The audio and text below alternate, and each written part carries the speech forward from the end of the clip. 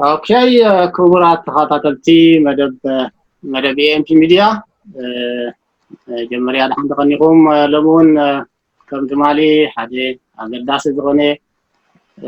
غريم تغدالاي حاوي همساس ملاش حيزلكم مصيلخو سام وداتا مدبنا مسانا سمحوا بخبري يعدم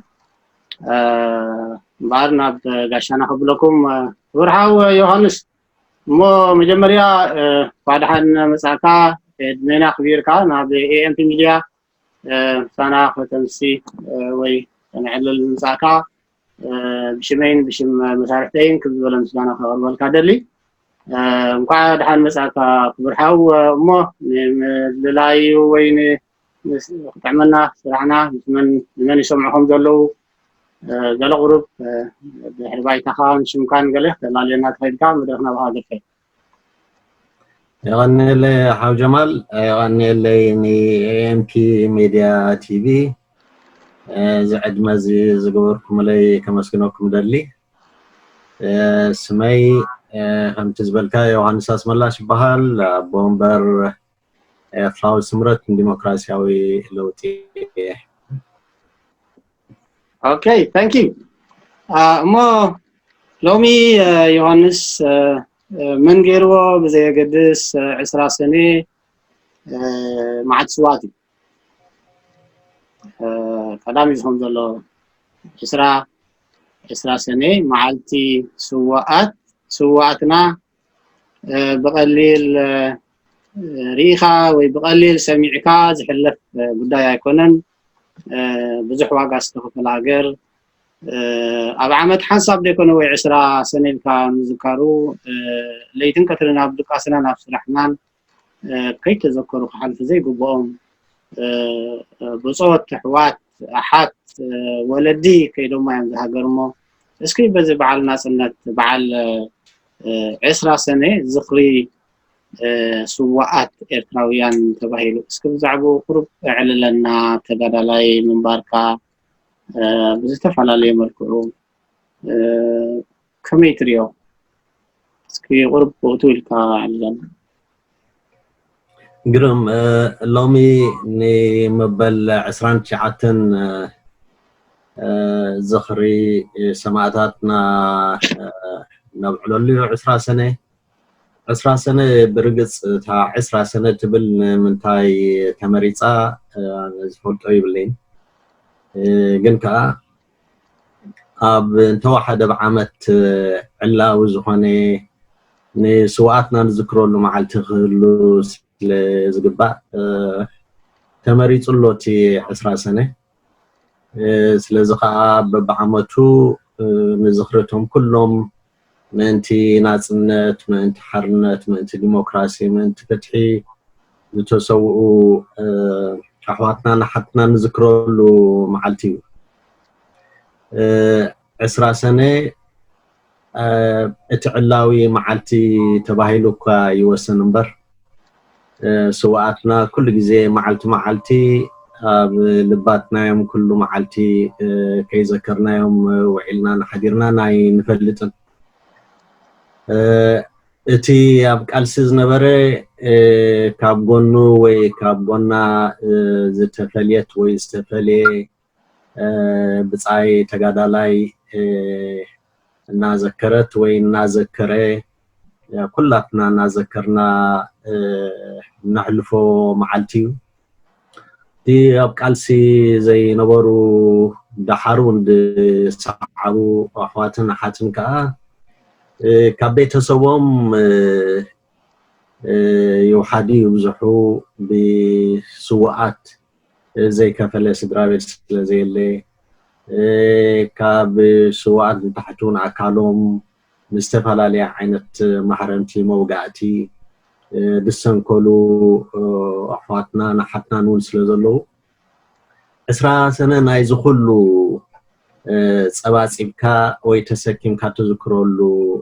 ማዓልቲ ስለዚህ ቲ 10 ሰነ ክባል ኩሎስ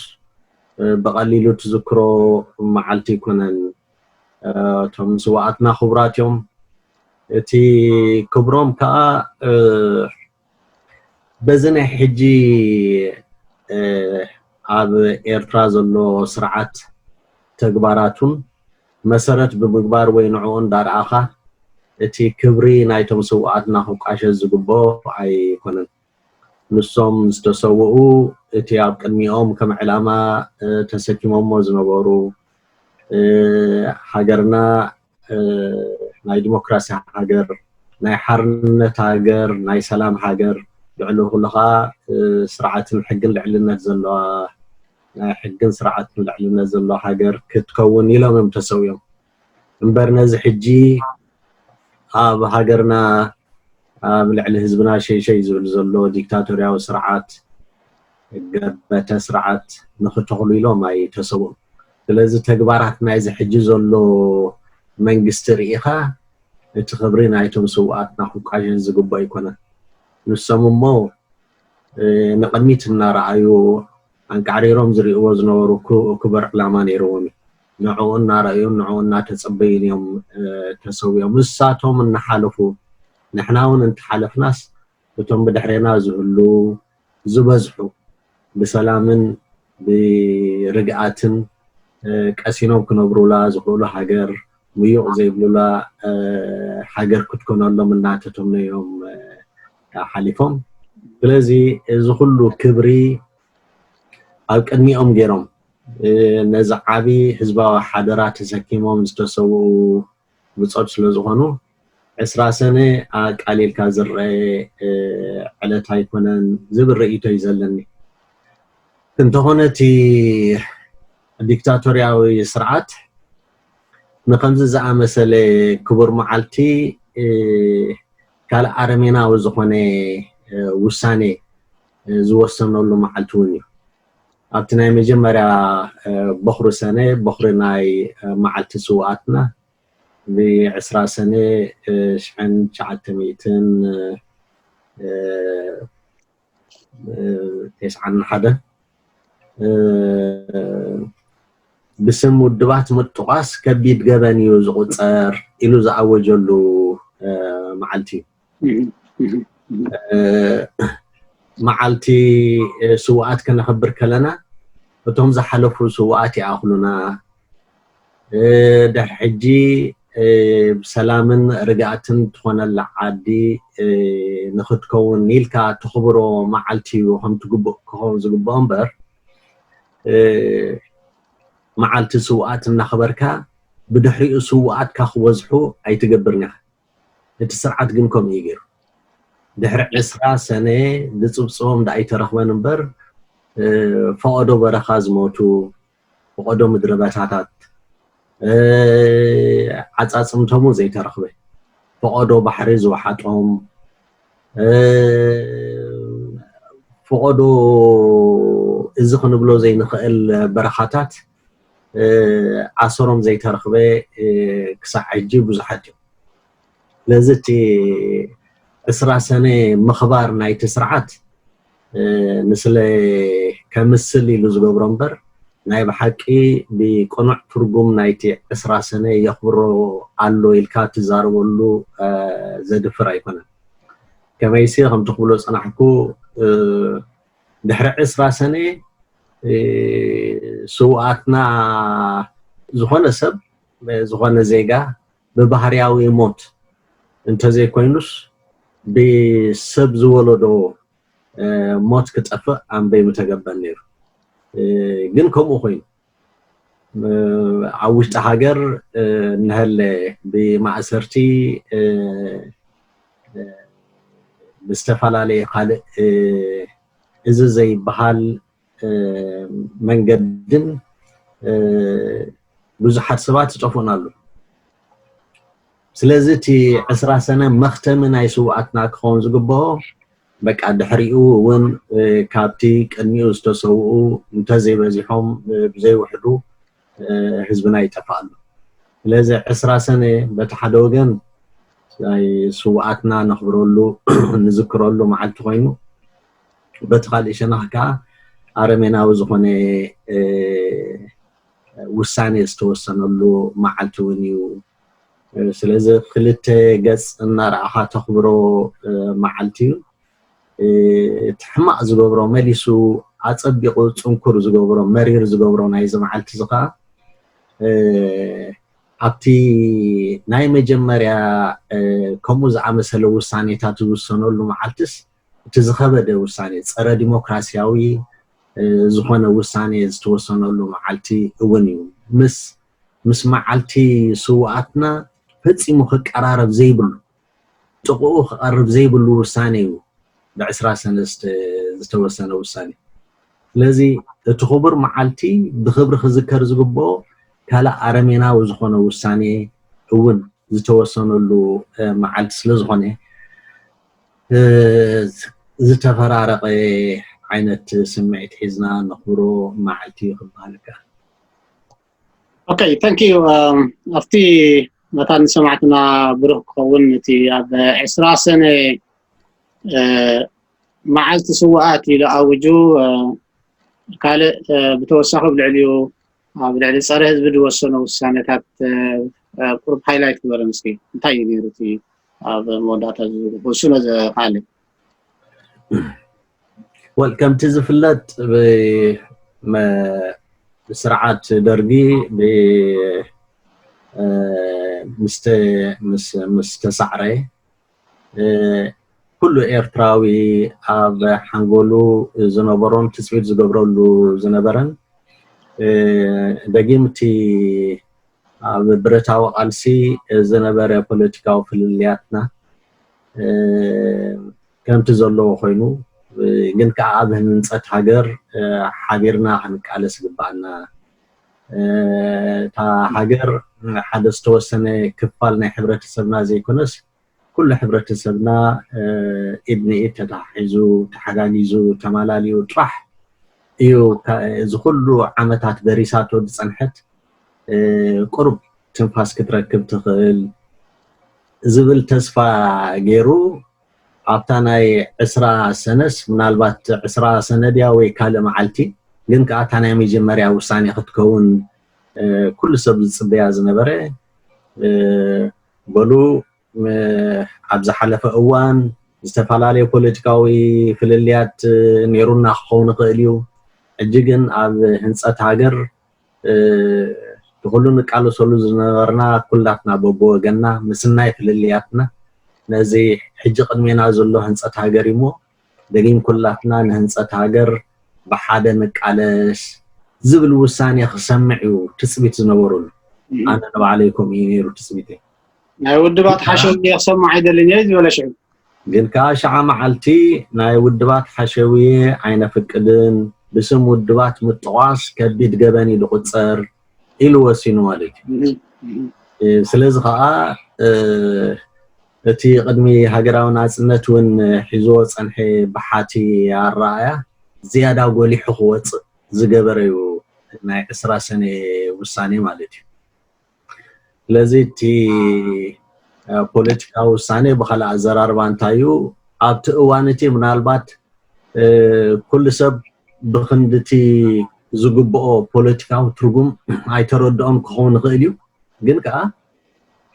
ዝኾነ ይኹን ፖለቲካዊ ፍልልይ ኣይጸውርኝ እዩ ትርጉሙ እዚ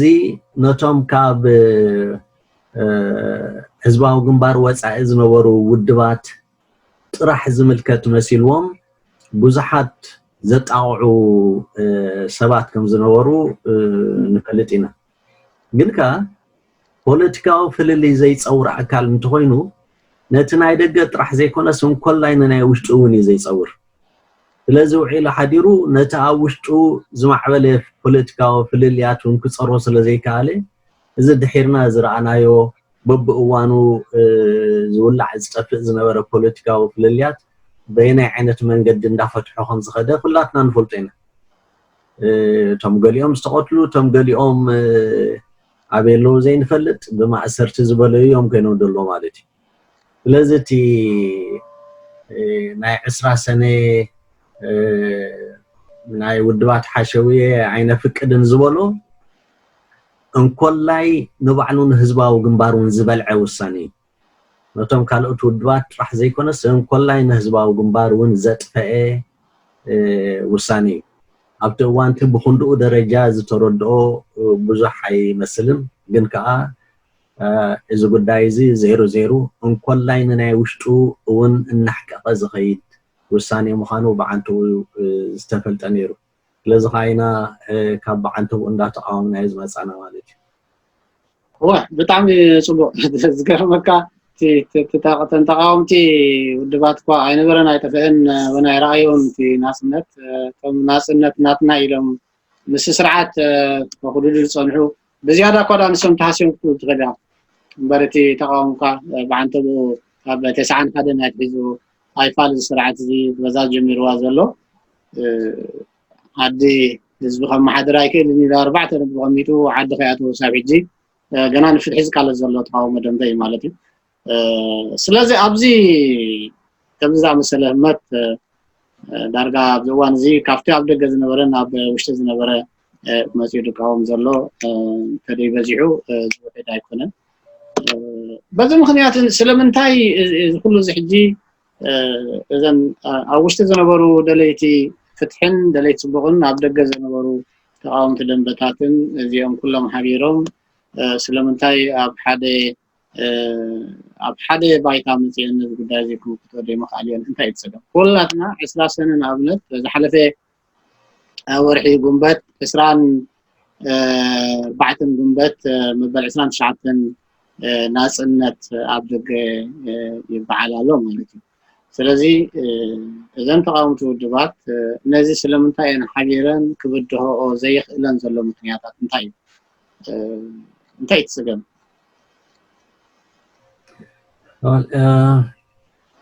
እትጸገም ብዙሕ እዩ እቲ ናይ ሓቢርካ ናይ ምስራሕ ፈተነታት እሱን እንትኾነ ሓደ ሳዕ 2 ሳዕ ጥራሕ ዝተፈተነ ዘይኮነስ በብእዋኑ በብዓመቱ በብወርሑ ብዝተፈላለየ መልክዑ ብሓባር ምስራሕ እዚ ኣቲናዮ ዘለና መድረኽ ብሓባር ኮይንና እኳ እንተኸኣልናዮ እዩ ከቢድ መድረኽ እዩ ዝብል ጻውዒታት ብዳርጋ ኩሉ ፖለቲካዊ ውድባት ዝግበር ጻውዒታት እዩ እቲ በይነይ ነዚ ዘለኹ መድረኽ ክዋፅኦ ክእል ዝብል ውድብ ኣይትረክብን ኢኻ ግን ከዓ ዳርጋ ኩለን ውድባት እናተጸገማ መፅአን እዩ እቲ ቀንዲ ምክንያት ዝመስለኒ እቲ ቀደም ተኸተል ናይቲ ቅድሜና ዘሎ መድረኻት ብግቡእ ዘይምስራዕ ኮይኑ እራየኒ ንኣብነት ሕጅስ ኣብዚ ህዝብን ሃገርን ንምድሓን ከም ቀዳምነት ጌርና ንስራዓዮ ልዕሊኡ ብቀዳምነት ክስራዕ ዝከኣል ኣጀንዳ ክህልወና ይግባአን ናብ ትብለሉ ሰዓት ካልእ ኣጀንዳ መዛረብ ክገብረካ ከውዕለካ ክሕድረካ ጥራሕ ዘይኮነስ ክሕግየካን ክኽርመካን እንትደኣ ኮይኑ እቲ ሽግርና ንሱ ንእሽተይ ኣጀንዳ ናይ ሓደ ሰዓት ስንውድኣ ንኸውን ኢልካ ዝኣተኻያ ስሙን ከተዛርበካ ከላ ደንበር ኣብ ሓደ ገጽ ኣለና ኢና ኣብ ሓደ ምዕራፍ ኣለና ኢና ደወይስ በበይንና ኢና ንህውትድ ዘለና ናብ ዝብሉን የብፅሐካ እዩ ብዝኾነ እቲ ዝሓለፈ ኩሉ መድረኻት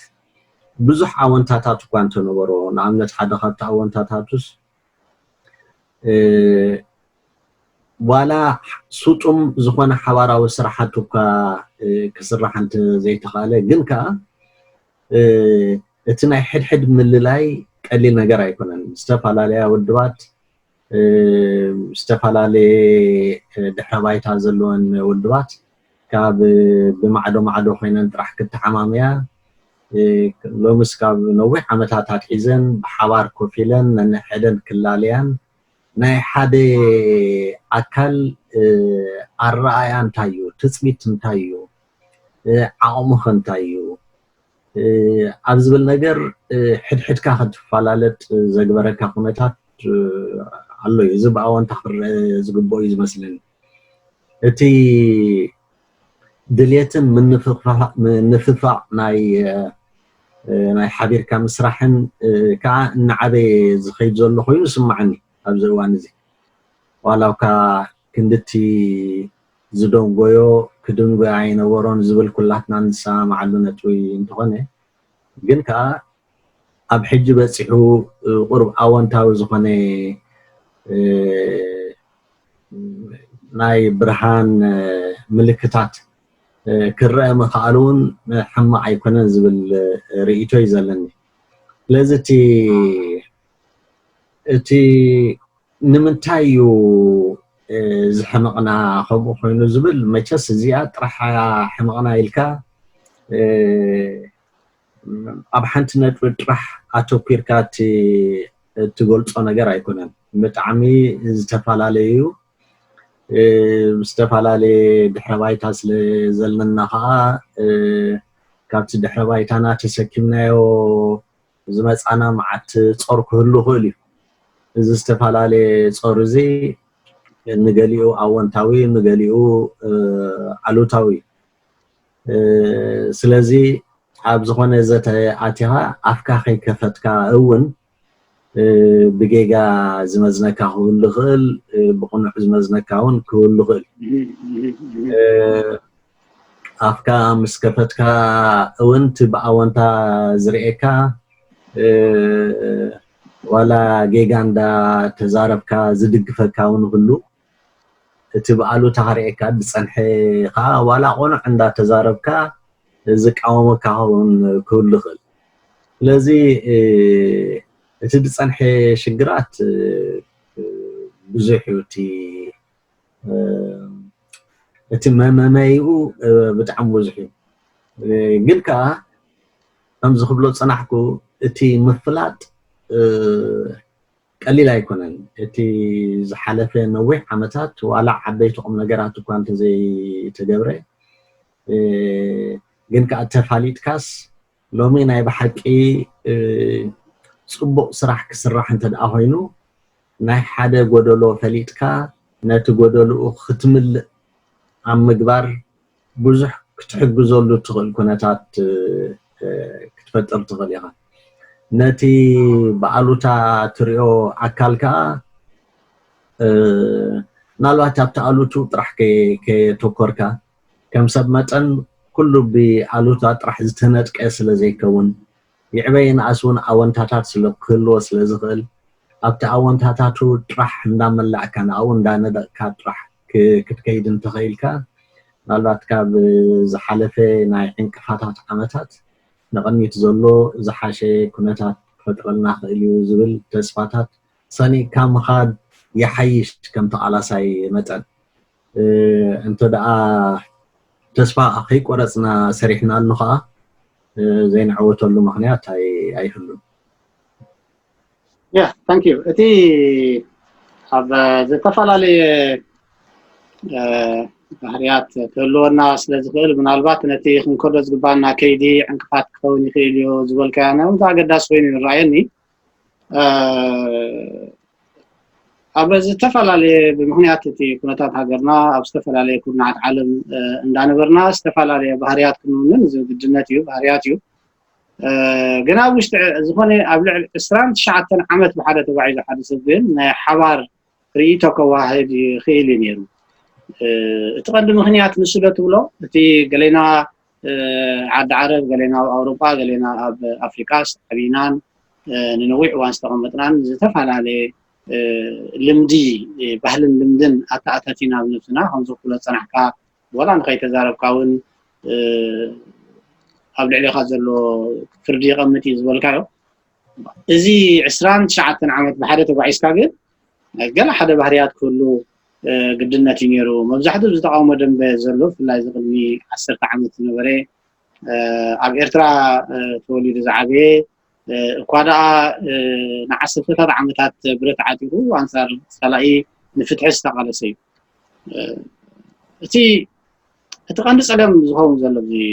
ኣብዚ ህዝቢ እዚ ተዓባብያና ዝኸውን ወይስ እቲ ሕሉፍ ድሕረ ባይታ ይኹም ዝገብረና ዘሎ ኣነስ ኩሉ ዝብል ኩሉ እዩ ካልእ እውን ብዘይካ እቲ ክጠቕሶ ፀናሕኩ وسخن تدعوين حدا زي نكايدو زلنا قالسي ناي سدت قالسي ناي سدت قالسي بتعم حسومي حسوم زغبرو مخنياتكا بزيكا تقالسس كالو زوططو بزحت نغرات አሉ ኣብ በረኻ بزيكا تا برتكا كال ኣብ ቅድሚኻ የማን ጸጋም ንሓንጎልካ ክዞርጎ ዝኽእል ነገራት ኣብ ዘይህልወሉ ሁነታት በቃ ናይ 24 ሰዓት 7 መዓልቲ ኣብ ሰሙን ንሱ ጥራሕ ይስራሕካ ስደት ከም ይኩና ኣብ ስደት ክትቃለስ ከለኻ ብጣዕሚ ሓያል እዩ ካብቶም ኣብ ቃልሲ ጥራሕ ከተተክሩ ዝገብሩኻ ነገራት ካብ ቃልሲ ናብ ካልእ ገጽካ ክትህውትድ ዘግብሩኻ ኩነታት ይበዝሑ ሓደዚ ካልኣይ እቲ ተህላልዋ ንባዕሉ ሕደግዶ ዝተፋላለያ ውድባትሲ ናይ ሓደ ውድብ ኣባላት ናይ ሓደ ውድብ መሪሕነት ውን ብሓንሳእ ክውዕሉ ክሓድሩ ብሓንሳእ ክበልዑ ክሰትዩ ናይ መዓልቲ መዓልቲ ሓሳባት ክቀያየሩ ብኡቢሎም ካ ኣረኣዮም ከስተኻኽሉ ማለት ኣብ ሓደ ዳይሬክሽን ኣብ ሓደ ኣንፈት ከትሕዙ ኣብ ሓደ ኣንፈት ከትሕዙ ጥራሕ ዘይኮነስ ንሒዞሞ ዘለዉ ቁናዕ ኣረኣያታት መሊሱ ክዓምቑን ከመይ ገይሩ ህዝቢ ኣብ ከባቢኡ ክዓስል ከም ዝግብኦን ኣብ ምግባር ብሓባር ምቅላስ ዝመስሎ ነገር የለን ናይ ስደት ቃልሲ ከምኡ ክትገብር ዝሕግዘካ ይኩና ኣብ ዝተፈላለዩ ኣህጉራት ፋሒልና ሕደግዶ ኣባላት ተራ ኣባላትሲ ሕደግዶ መሰረታት ናይ ውድባት ዋላ ትመሪሕነቱ ፈቀድኡ ፋሕ ኣብ ዝበለሉ ኩነታት ካብኡ ሓሊፉ ከዓ እተን ውድባት ዝተፈላለዩ ውድባት ከዓ ብከምኡ ደረጃ ዝያዳ ፋሕ ዝበላ ኣብ ዝኾነሉ ሰዓት ሓሳባትካ ክትጠምረሉ ትኽእል ዕድላት ብጣዕሚ ምሁሙን እቲ ነቲ ቃልሲ ዝያዳ ግዜ ክወስድ ግዜ ክበልዕ ካብ ዘግብሮ ኩነታት ውን እዚኣቶም ኮይኖም ይስማዓኒ ስለዚ ከምቲ ናይ ቀደም ኣብ ሓደ ጽላል ውዒልካ ሓዲርካ ብሓደ ትልም ንዝተለምካዮ ኣብ ተግባር ንኽተውዕል ብሓባር ትወፍር ዛ ዓይነቱ ዕድላት የብልናን ሕጂ እቲ ካልእ ምስኡ ዝያዳ ደጸጉሞኻ ወዮ ብቃልሲ ዝሓለፈ ስለዝኾነ ንቃልሲ እንታይ ይዕውት ከዓ ስለዝፈልጥ እቲ ኣብ ልዕሌና ሸይሸይ ዝብል ዘሎ ስርዓት ንዕአን ነዘን ገመዳት እዚኣተን ኣብ መብታኽካ ንዕኡ ዘርክብ የለን ስለዚ ሓንቲ ገመድ ክትቁፅር ኣብ ዝጀመረትላ ሰዓት ንዓ ኣብ መብታኽ ከምዚ ስርዓት እዚ ቁልጡፍን ወናምን የለን ንኸምኡ እዩ ንሕማቕ እዩ ንኽፋኣት እዩ ተሰሪሑ ብኡ ዓብዩ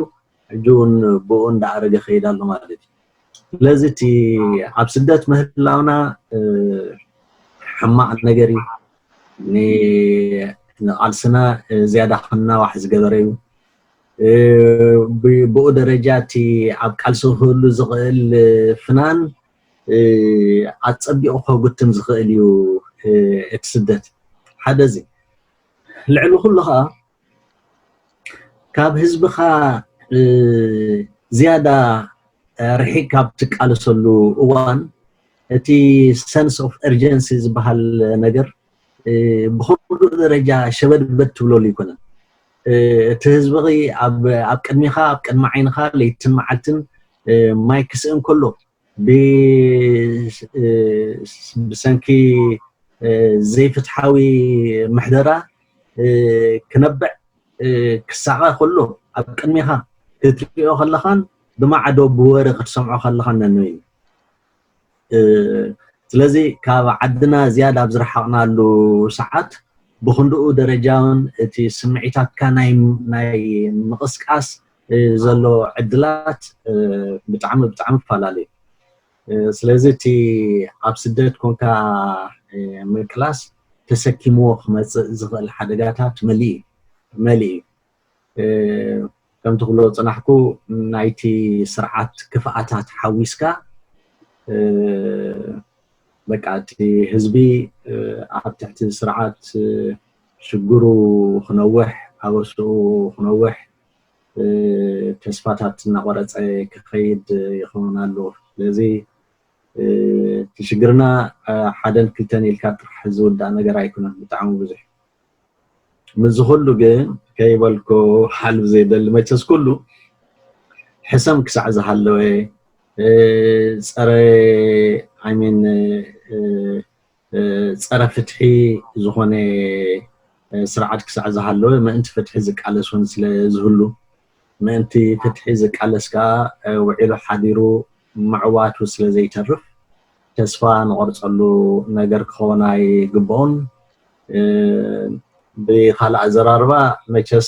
ምዝ ኩሉ ክጠቕሶ ፅናሕኩ ረቑሒታት ምናልባት ኣብዚ እዋን እዚ ካብ ነቲ ስርዓት ንክጠፍእ ብሰራሕናዮ ስራሕ ባዕሉ እቲ ስርዓት ብኸፉእ ስራሓቱን መጋብሩን ባዕሉ እናጠፍአ ዝኸደሉ ኩነታት ይዓብሎ ስለዚ እንትኾነ እቲ ዝሓለፈ ሕመቕና ኣብቂዑ ሎሚ ነፊዕና ኣብ ምዳቕ ናይ ስርዓት እዚ ኣብ ምቅልጣፍ ተራና ክንፃወት ንኽእል ንኾን ካብኡ ተረፈ ግን ባህርያዊ ሞት ዝበሃል እውን ስለ ዘሎ ባዕሉ ብኽፍኣቱ ሞቱ ዘቀላጥፍ ስርዓት ምዃኑ እውን ንጠራጠረሉ ነገር ክኸውን ኣይግባእን ኦኬ ስለዚ ካብ ምርክል ኢና ንፅበ ዘለና ካልእ ፍታሕ ክህሉ ኣይክእልን እዩ ድያ ታዘባ ኣይኮነትን ከማ እንተ ትኾኑ እሞ ኣነ ንስኻን እውን ሕጂ ምዝራብ ኣይመድልየናን በቃ ሰዓቱን ሓሊፍሎም ደቀስና ግን ምስቲ ኩሉ ሕመቕናስ በቃ እቲ ትማሊ ዘይነበረ ናይ ሓቢርካ ምስራሕ ልምዲ ክነተኣታቱ እንተኽኢልና እቲ ትማሊ ዝነበረ ሕማቕና ክንድርብን ክኢልና ቅደም ተኸተል ናይ ቃልስታትና ሰሪዕና ኣብቶም ሕጂ ንህዝብን ሃገርን ከድሕኑ ዝኽእሉ ነገራት ጥራሕ እንተተኪርናስ እቲ ሕማቕና ነበርያ ነበረ ክኸውን ይኽእል እዩ እየ ዝብል ዘለኹ እምበር እቲ ተኣምራት እሞ ከይተዛረብካ እውን ሰኢልካ ትፅበየሉ ኩነታት ምተፈጥረ ነይሩ ግን ከምኡስ ኣይንገብርን በርክለ ታንኪ ብጣዕሚ ዋድሕ እንታይ ንግበር እንታይ ክንገብር ኣለና ወል ሕጂ ንኣብነት እዚ ኤርትራዊ ሃገራዊ ባይቶን ዲሞክራሲያዊ ለውጢ ብ2011 ካብ ዝምስረት መቸስ ዝተፈላለዩ ላዕልን ታሕትን ሓሊፉ ኣብ ዝሓለፈ ዓመት ካልኣይ ጉባኤኡ ኣብ ሽወደን ኣጠናቂቁሉ እዚ ዳርጋ 10 ውድባት ኮና ዝሓቆፈ ፅላል ሰፊሕ ፅላል እዩ ማለት እዩ ግን ከዓ ኣብ ደንበ ተቃውሞ ንሰን ኣብ ውሽጢ እቲ ኤርትራ ሃገራዊ ባይቶ ተዓቂፈን ዘለዋ ውድባት ጥራሕ ኣይኮናን እሞ ካብዚ ባይቶ ወፃኢ ዘለዋ ውድባት እውን ኩላትና ብሓባር ኮይና ንቃለሰሉ መድረክ ክንፈጥር ኣለና ኣብ ዝብል ስምምዕ ከም ናይቲ ጉባኤ ውሳኔ ኮይኑ ድሕሪ ምውፅኡ ቅድሚ ሕጂ ጌርናዮ ዘይንፈልጥ ኣብ ሕጊ ህንፃ ናይ ባይቶና ዘይነበረ ሓደ ናይ ዘተን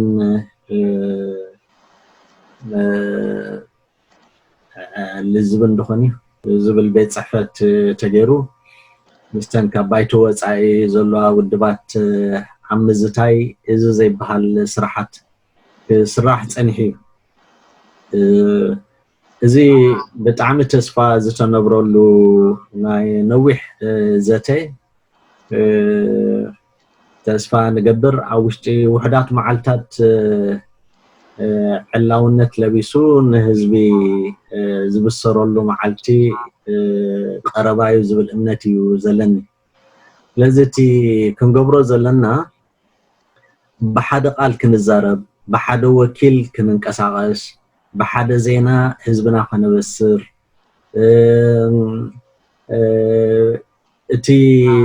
ብሰንኪ ፍልልያትና ሞራሉ ወዲቁ ዝፀንሐ ህዝብና ኣብ ሓደ ተጠርኒፉ ኣለና አልካ ንብለሉ መዓልቲ ክመጽእ እንተዳ ጌርና ብኡ ደረጃ ደጋፊኡ ክበዝሕ ነዚ ደንበ ተቃውሞ ብኡ ደረጃ ኣብ ልዕሊ እቲ ስርዓት ክንገብሮ ንኽእል ናይ ምውዳቕ ድርኺት ክሕይል ይኽእል ብኡ ደረጃ ቃልስና ክቀላጠፍ ይኽእል ዝብል እምነት እዩ ዘለኒ ስለዚ እቲ መስርሕ ተጀሚሩ ጥራሕ ዘይኮነስ ብዙሕ እውን ዝኸደሉ ኩነታት ስለ ዘሎ ንቅድሚት ገፁ ዝተጓዕ ዘሎ ኩነታት ስለ ዘሎ ኣብ ውሽጢ ሓፂር ግዜ እቲ ናይ ሓቢርካ ምስራሕ መድረኻት እናኣተወሉ ኩነታት ኮይኑ ይስማዓኒ ኦኬይ ታንክ ዩ እቲ ሓደ ካብቲ ተስፋ ዝህብ ዝበልካዮ ናይ ኤርትራ ሃገራዊ ባይቶ ዲሞክራሲያዊ ለውጢ ልዕሊ 20 ክንደይን ውድባት ዝሓቆፈ بعيني كتريون بإذن خصومعون بقليل هيكون لعل عسرة والدبات تحقق في حد سلال حبي سلالي مالته أبد سابعون أبواسا شدشت ميتي لعل شدشت ميتي كابل استفل عليه يكون عالم دساتة فيه تقاومت والدباتن سيفي كوانن منأسيان دساتة فيه قليل سلال عي نبرن حجون ኣብ መንጎ ተፈራኺ ፀኒሑ እንደገና ዳግማይ ስርዕ ገይሩ መሲኡ ካልኣይ ጉባኤ ገይሩኩም ዝቀዲምካ ዝበልካዮ እተን ዝሰርዐን ናይ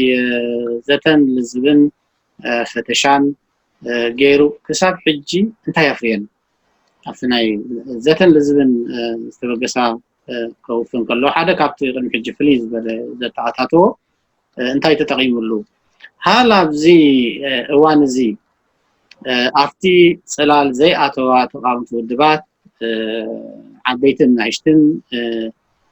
ብዙሓት ኣለዋ ዘይኣተው ስለዚ ነዚአን ክኸስብ ክኢሉ ዶ ገለ ካብዘን ውድባት ዘይኣተዋ ዘለዋ እቲ ክራይተርያ ክመላእ ዘለዎ ተማሊኡ እሞ ተስፋ ኣሎ ድዩ ሕጂ እቲ ድሓን ናብ ድሓን ዝኾነ ሂወት ኣሎ ክበሃል እንከሎ እንታይ ገይሩ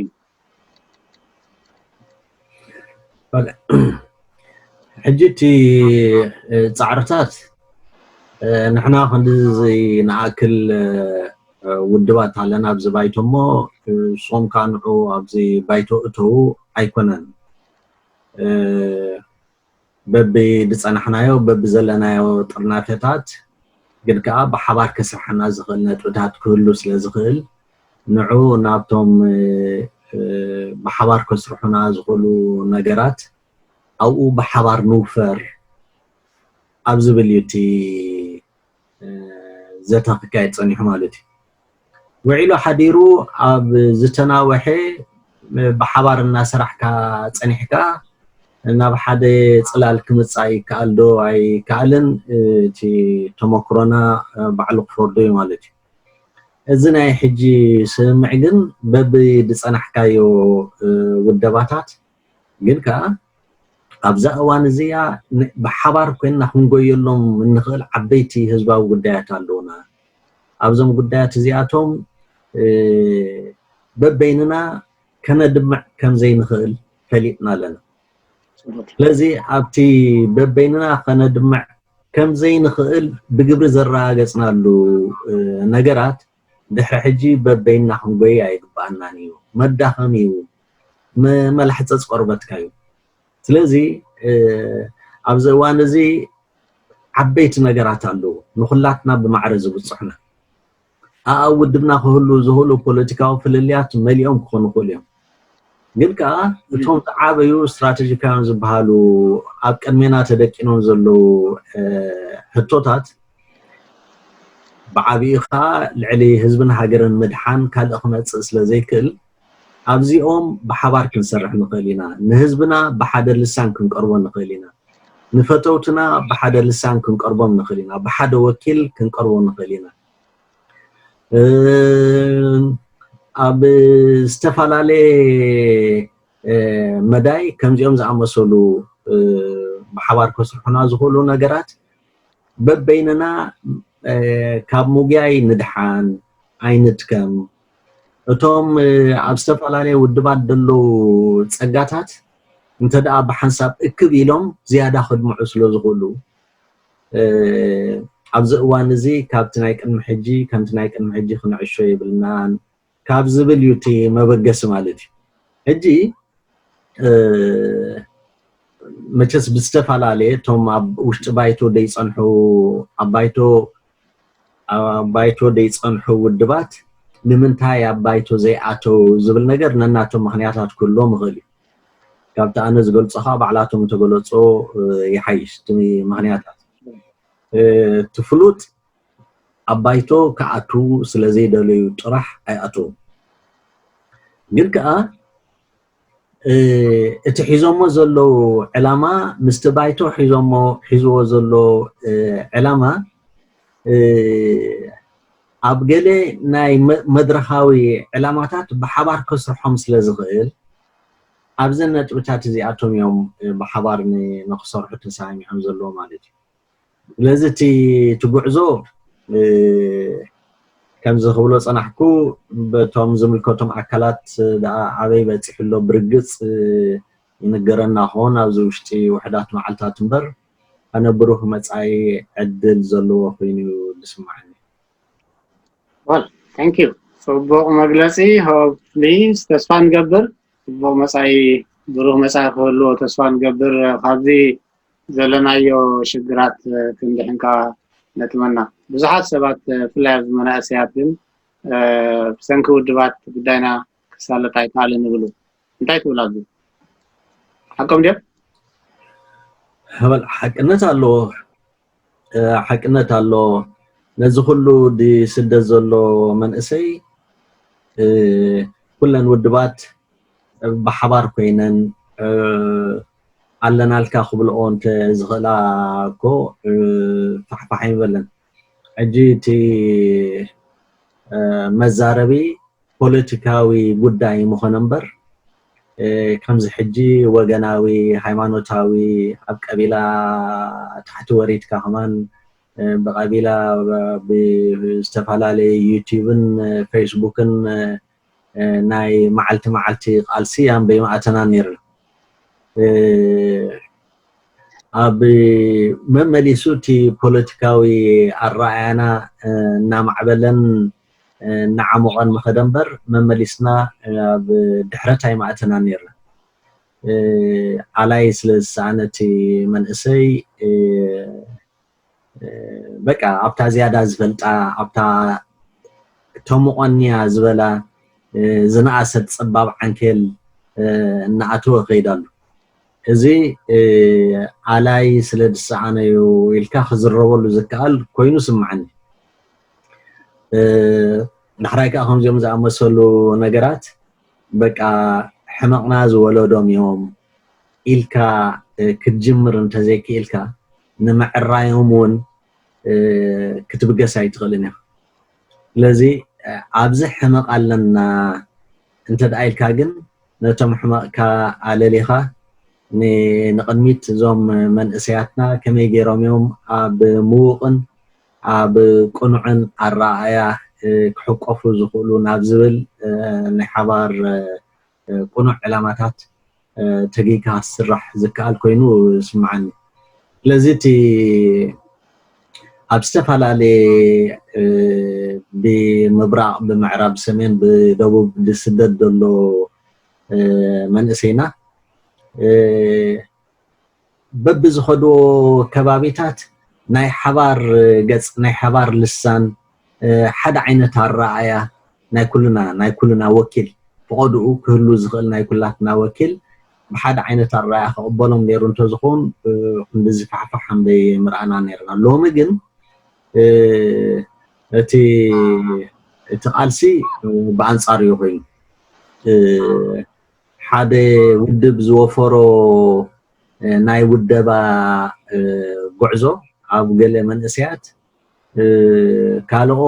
ውድብ መጽዩ ካልኦት መንእስያት ክንዲ ዝውድብ ነቶም ሓደ ውድብ ወዲቦም ዝጸንሐ ካብኡ ከግድፊቲ ዝግበር ዘሎ ወፍሪ ስለዚ ኣብ ልዕሊ መንእስያት ናስ በቃ እናተገያኻ ናይ محزኦም ናይ موسادom ናይ ወይ ካብ ካልእ ናይ ምግላሎም መስርሕ ዝኸይድ ዘሎ እምበር ብሓደ ኣንፈት ናብ ቃልሲ ከዋፍሮም ዝኽእል ኩነታት ዝፈጠርና ኮይኑ ኣይስማዕን እዚ ካብ መተም መደበር ስደተኛታት ጀሚርካ ዝኸይድ መስርሕ ማለት እዩ ከም ኢሉ ከዓ ክሳብ ርሑቕ ኣብ ዝተሰደድሉ ከም እዩ እቲ ጉያ ኣብ ናይ ሓባር ሃገራውን حزباون ጉዳያት ጥራሕ ክንዲ ተቕንዖም ናይ ሓደ ውድ ሻራ ናይ ሓደ ውድብ ኮንካ አንጻርቲ ካልእ ውድብ ናይ ክቃለስ ናይ ምግባር ዘመተ እዩቲ ዝያዳ ጸንሐ ካብዚ ክንወጽእ ዘለና ኮይኑ ስምዓኒ ካብዚ ክንወጽእ እንተኸይልና ዝኾነ መንእሰይ ኣበይናይ ውድብ ኣሎ ብዘይገድስ ንድሕነት ሃገርን ህዝብን ክቃለስ እንተደኣ ኸይሉ በቃ ናትካ ጎኒ ናትካ ሓይሊ ጌርካ ክርአ ዝግባእ ኮይኑ ስምዓኒ ናይ ግድን ኣይኮነን ኣብ ውሽጢ ሓደ ኣብ ናትካ ኣብቲ ዘለኻይ ውድብ ጥራሕ ክኸውን በቃ ክሳብ ተቃሊሱ ፀረ ስርዓት እዚ ዘቐንዐ በቃ ናይ ኩላት ናዩ ናተይ እውን እዩ ዝብል ኣረኣያን ስምዒትን እዩ ሓድርና ዝግብኦ ዝመስለኒ ከምኡ ስለደይ ፀንሐ መንእሰያትና በቃ እዚ ንሪኦ ዘለና ይኸውን ኣሎ ሕጂውን እንተኾነ ፈፂሙ ዝፀልመተ ኣይኮነን ከምቲ ደጋጊመ ዝብሎ ዘለኹ በቃ እቲ ዝሓለፈ ሕማቕና ከነዕርዮ ንኽእል ኢና መንእሰያትና እውን ብቢሎም ክጠፍኡ ዝግብኦም ኣይኮነን መንእሰያትና ሕጂውን እንተኾነ ኣብ ህንፀት ሃገር ካብኦም ንላዕሊ ሓላፍነት ተሰክሞ ኣካል ክህሉ ኣይክእልን እዩ ስለዚ ብቁኑዕ ኣረኣያ ክህነፁ እንተደኣ ኸኢሎም በቃ ሕጂውን እታ ኤርትራ ንዖም እያ ትፅበደላ ወአንዛ ታንክ ዩ መጀመርያ ክንታ قديمك زبالكايا ካብ ዓቕሊ ጽበት ዝተልዓለ ፍራስትሬት እዚ ሕሸኒ ዝመረጸሉ ዘሎ ግን ዓናዊ ገሊእ ሃይማኖታዊ ገሊእ ኣውራጃዊ እቲ ኤርትራውነትን ብቐንዱ ጠገለ ዘይብሉ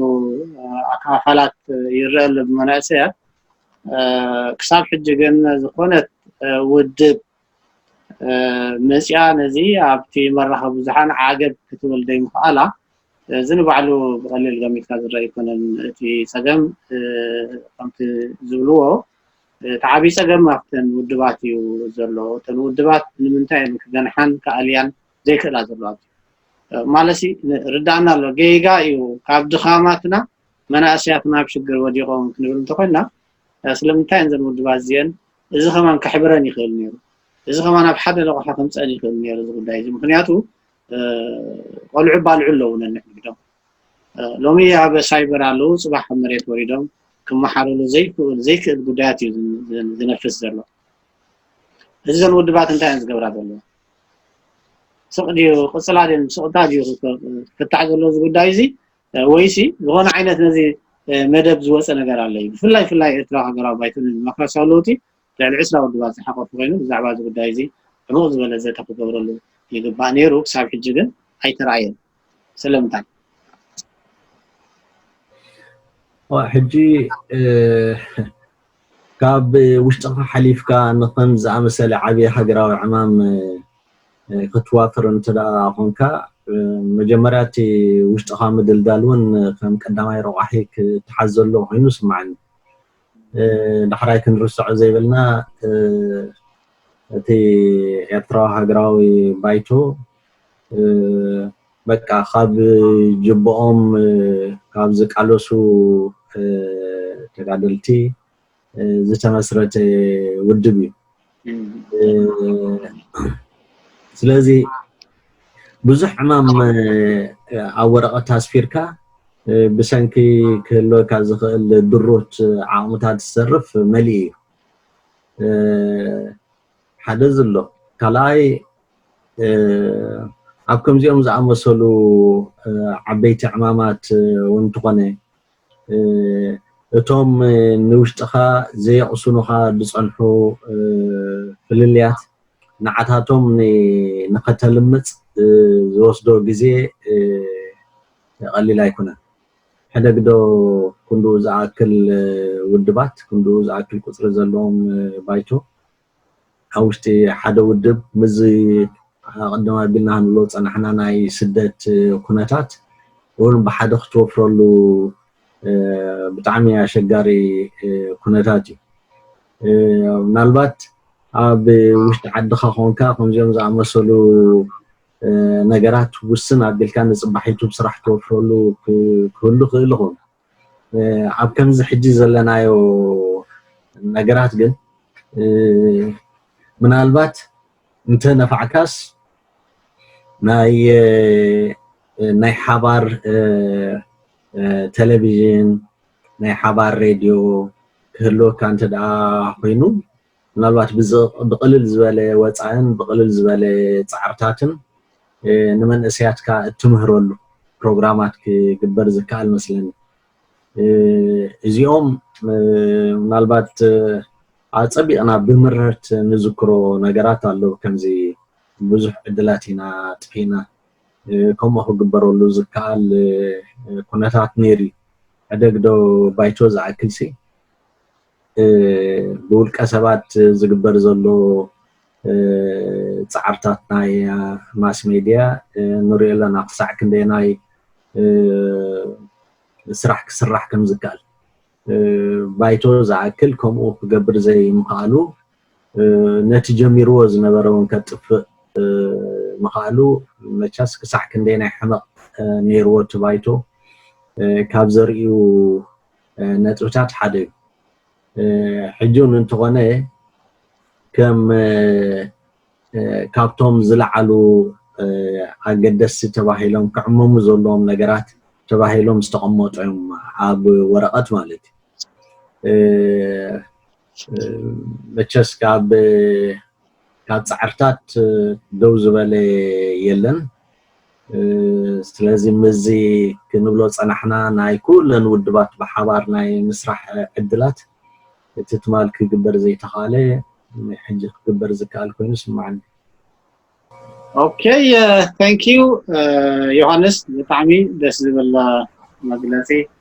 حتى يكون النتي هزارب تنحكا ኣብዚ ጉዳይና ናይሎ ማዓንቲ ዝነበረ መደብና ዳርጋ ደምጂምና ኣለና ቀዳማይ ክፋል ካልኣይ ክፋል ክንከይድና ቅድሚ ምዕፃው መደብና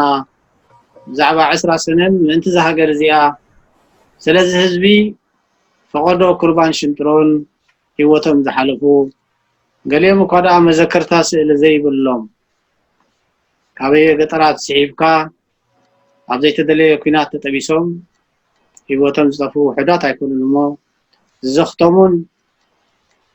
ወሊዶም ከምዘይ ወለዱ ቀባሪ ርሳን ወለድ በኤርትራ ሎሚ እስከነዚኦም እንታይ ክትሕልፈሎም ትኽእል በአጋጣሚ ዝ10 ሰነ እንታይ መልእኽቲ ክትሕልፍ ትኽእል ከም ተጋዳላይ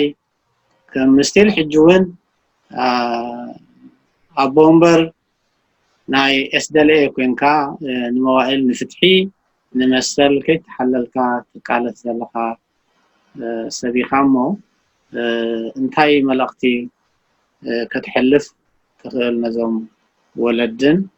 ነዞም ስለዚ ሃገር እዚኣ ዝኸዱ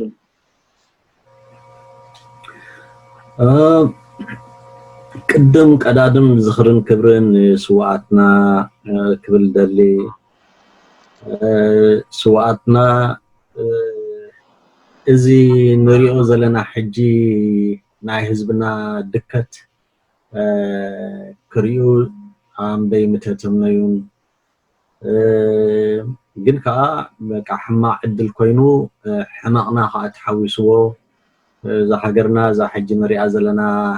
ሃገር ክትከውን ኮይና ኣላ ስዋኣትና ስድራ ቤት ስዋኣትናን ክድበሱ እንተደኣ ኮይኖም ኤርትራ ፍትሒ ዝነግሳ ናይ ሕጊ ልዕልነት ዘለዋ ሃገር ክትከውንን ተኽኢላ ጥራሕ ስለ ዝኾነ እዞም ብሂወትና ዘለና ዜጋታት ብሙሉኣትና ከይተሓለልና ንስለቶም ፅቡቅ ክርዩ ፅቡቅ እናተተምነዩ ዝተሰውኡ ኣሕዋትናን ሓትናን ዘለዓለም ከቢሮም ምእንቲ ክነብሩን ብመስዋእትኩም ኢና ዝኩሉ ፀጋታት ረኪብና ዘለና እንብለላ ኤርትራ ምዕብልቲ ኤርትራ ሰላማዊት ኤርትራ ምዩቕ ዘይንብለላ ዲሞክራሲያዊት ኤርትራ ክትኮነልና ናይ ኩላትና ፃዕርታት ስለ ዝሓትት ኩላትና ደኺምና ከይበልና በበታ ንኽእላ ክንቃለስ ኣለና ስርዓት ዝቐልጢፍና ካብ ሃገርና ኣዲና ኤርትራዊ ብምሉእ ዝተሓዋቆፈሉ ብሰናይ ምሕደራ ዝሕገሰሉ ኩነታት ክንፈጥር ይግባአና ይብል እሞ ደጊመ ዝኽርን ክብርን ንስዋት Thank you Hannes የቀኒየልና ዝኽርን ክብርን ንስዋዕትና ይግበረልና እሞ ዝኸበርኩም ተኸታተልቲ መደብ AMD ሚድያ ናይ ሎም መደብና ዓፂና ኣለና ኣብ ዝመፅእ መደባትና ካልኣይ ክፋል ተኸታተሉና የቀኒየልና